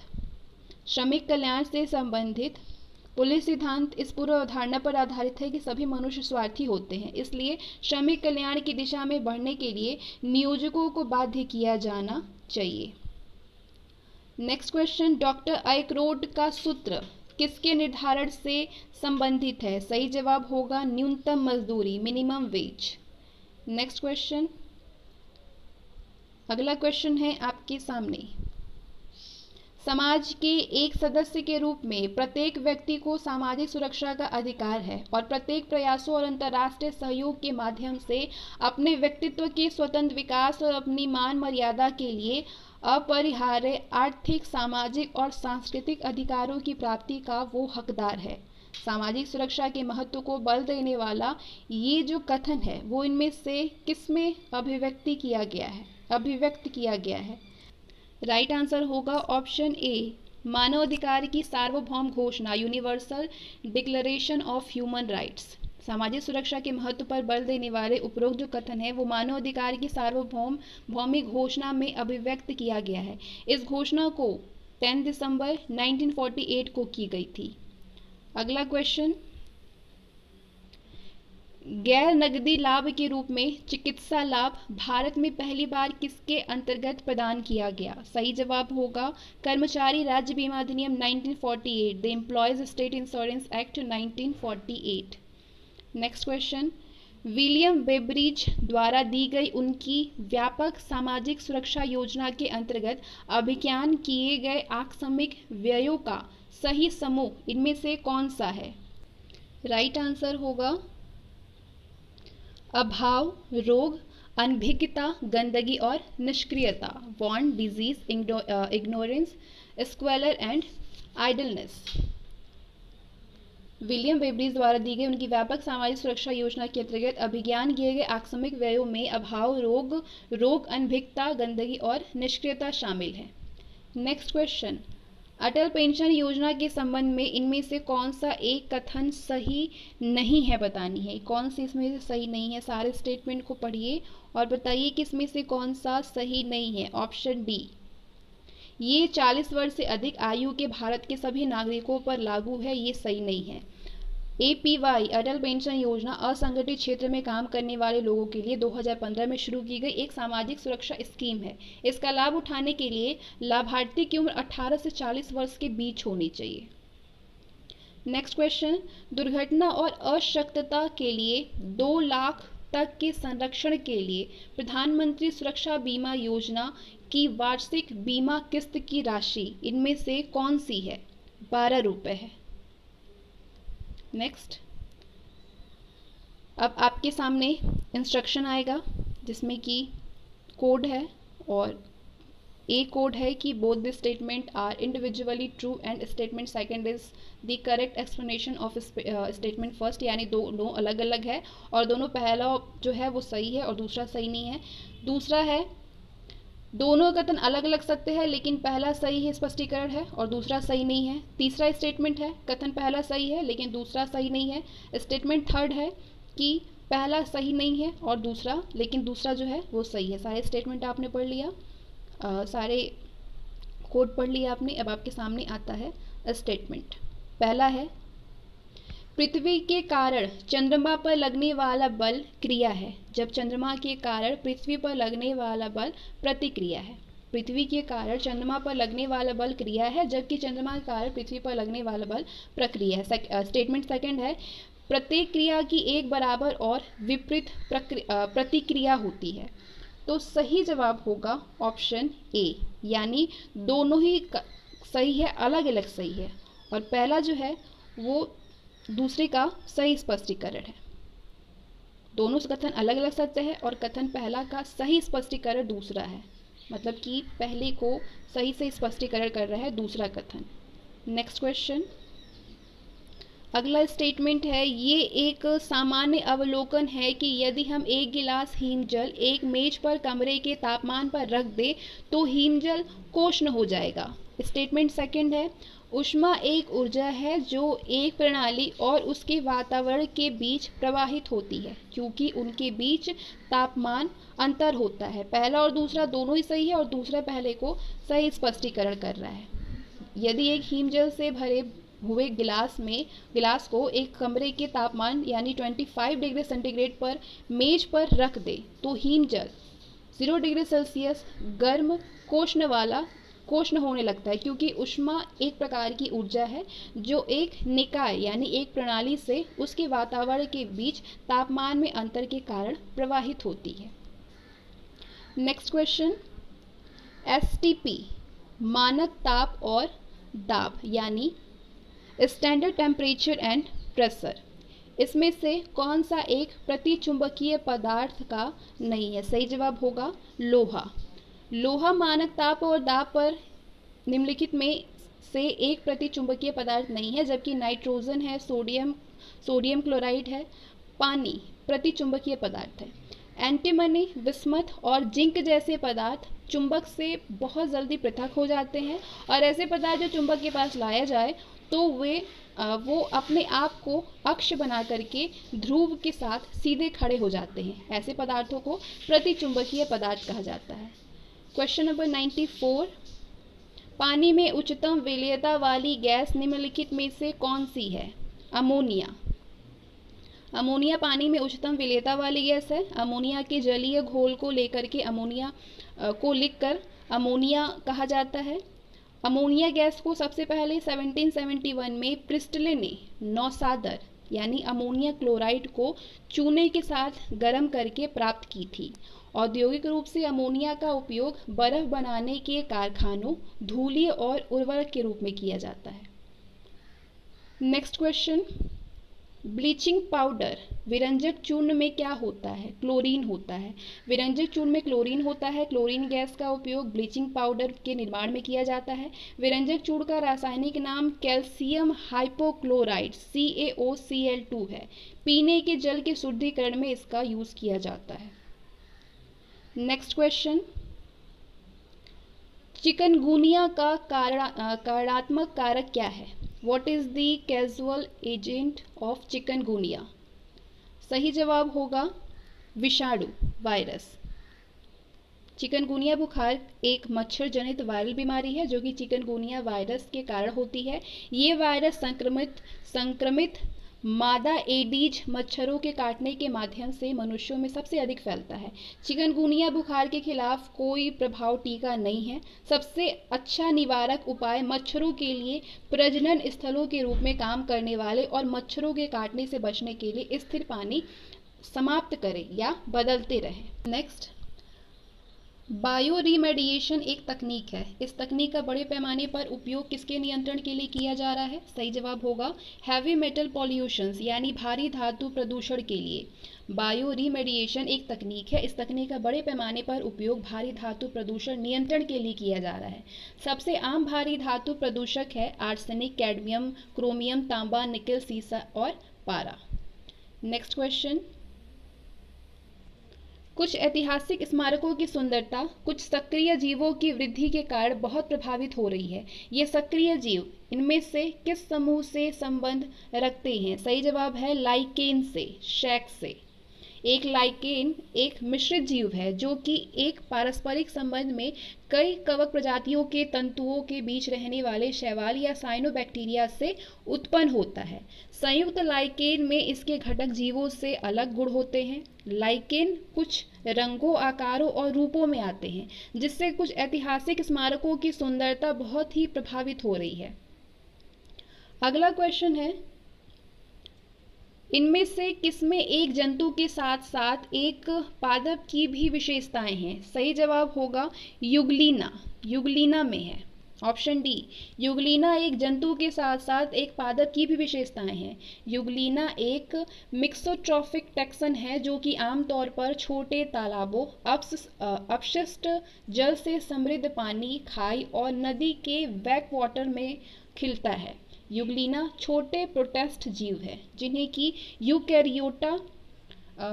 यूकेरियोटा डोमेन और जीनस युग्लिना में वर्गीकृत किया गया है। इन एकल कोशिकीय यूकेरियोटस में पौधों और पशु कोशिकाओं दोनों की विशेषताएं हैं। नेक्स्ट, भंडारित खाद्यान्नों को कीटों से बचा करके रखने के लिए किसका प्रायः उनके साथ किसान प्रायः उनके साथ क्या मिला देते हैं? सही जवाब होगा नीम के पत्ते मिला देते हैं, नीम लीव्स। नीम की पत्ती या नीम एक कीटनाशक प्रकृति का होता है जिसके कारण इसका प्रयोग किसानों के द्वारा प्रायः भंडारित खाद्यान्नों कीटों से बचाकर रखने के लिए उनके साथ मिला करके करते हैं। अब 101 जो क्वेश्चन था वो कंप्यूटर से था। CD रोम क्या है? CD रोम सही जवाब है सेकेंडरी मेमोरी है।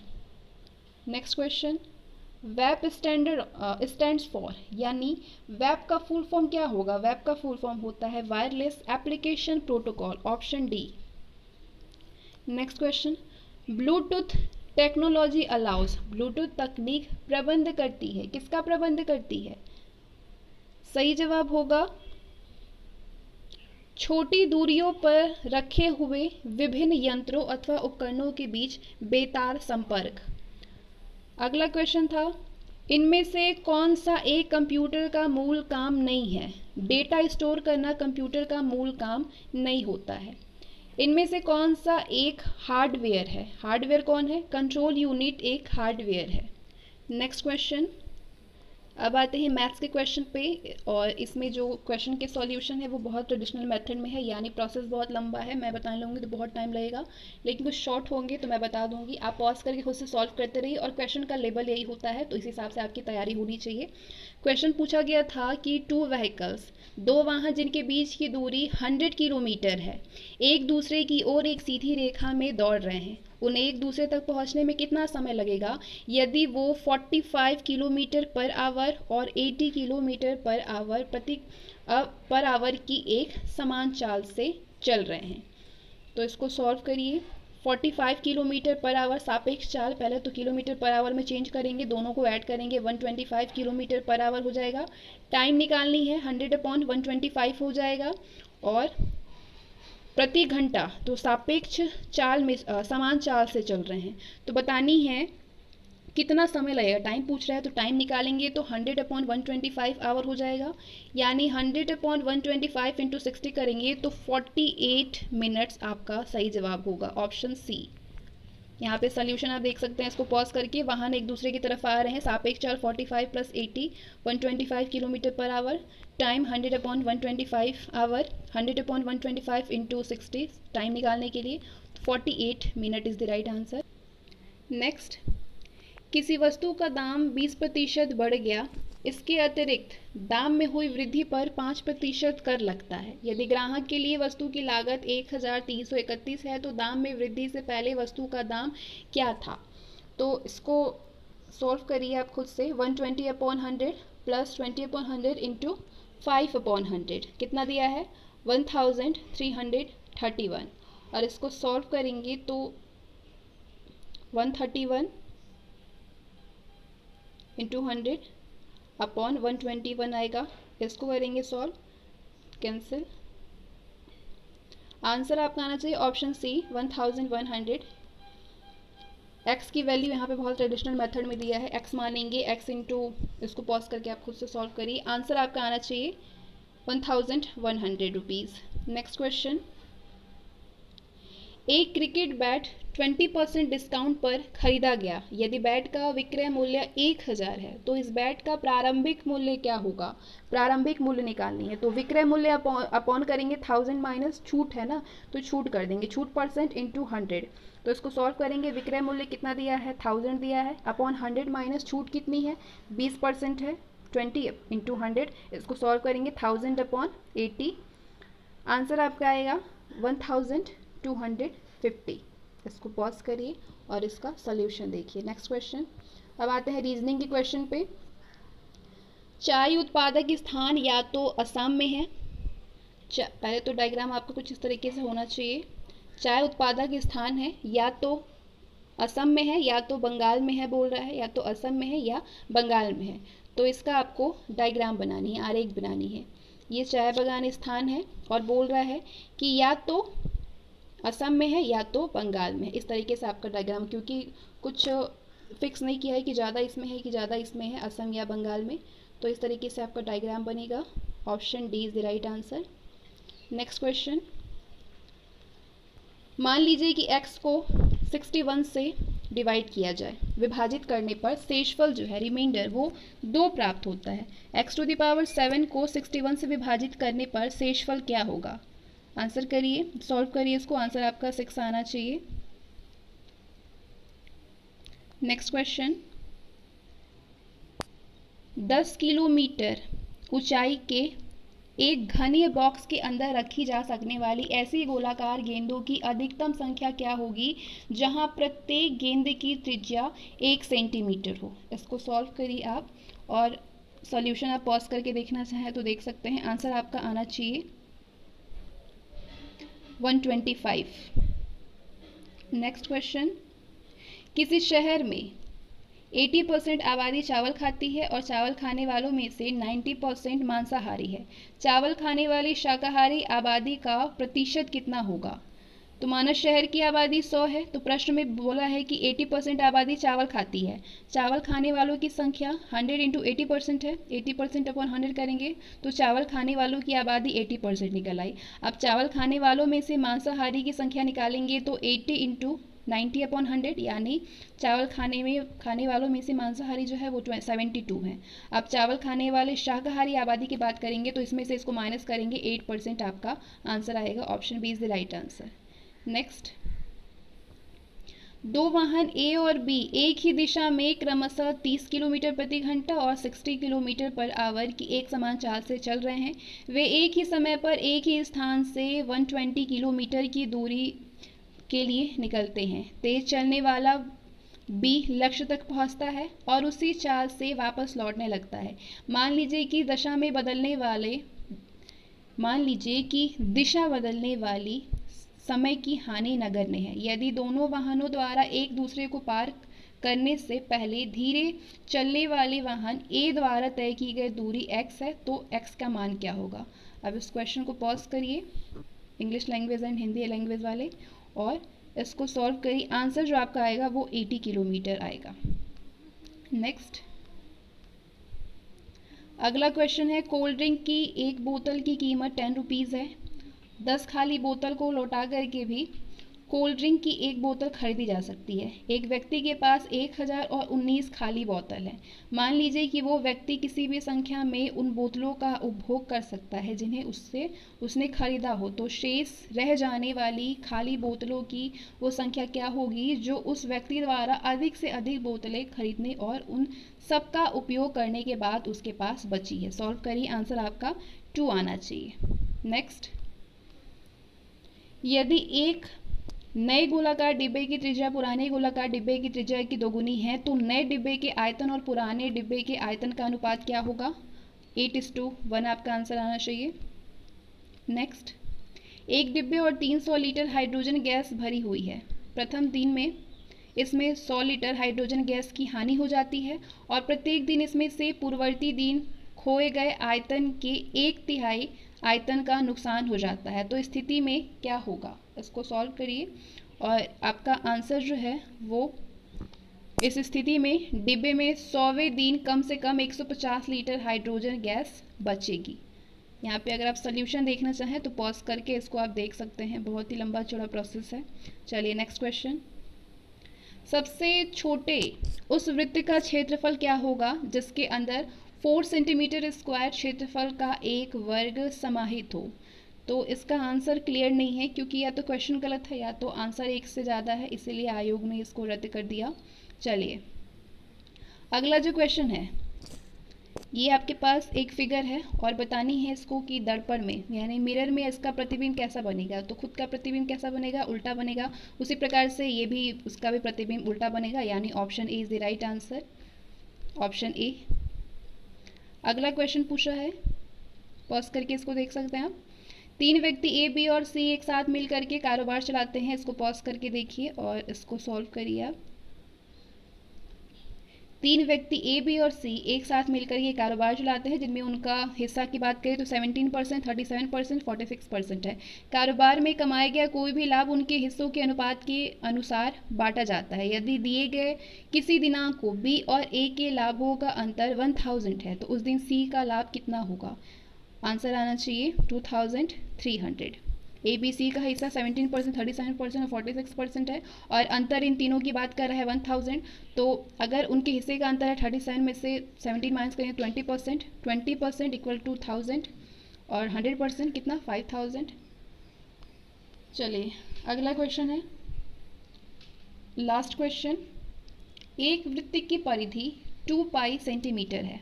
इस वृत्त के अंदर अंकित यानी इंस्क्राइब्ड वर्ग का क्षेत्रफल क्या होगा?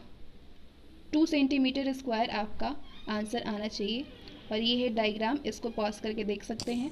वृत्त की परिधि का फॉर्मूला होता है 2 पाई आर, और 2 पाई आर इक्वल टू 2 पाई। चलिए आज इसके साथ ही हमारा आज का सेशन ख़त्म होता है। इसको पॉज करके सॉल्व करिए। मिलते हैं नेक्स्ट सेशन में। बाय।